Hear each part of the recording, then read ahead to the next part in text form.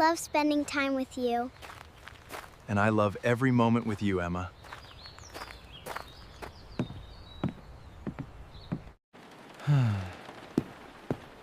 Dad, you work so hard.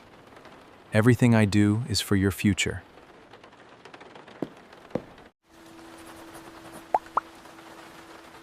I want to become a doctor someday. Keep believing in yourself. You can do it. I'm very proud of you. I finally graduated! This box is for you. What's inside? Open it when you need it most.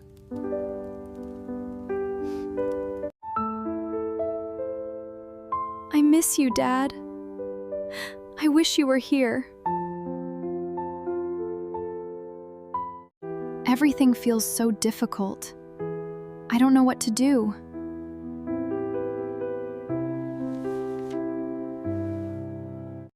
The box? Dad left this for me. Thank you, Dad.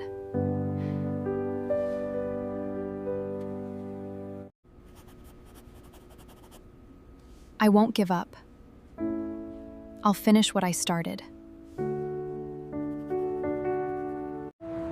Dad, I did it. I'm a doctor now. Thank you for believing in me.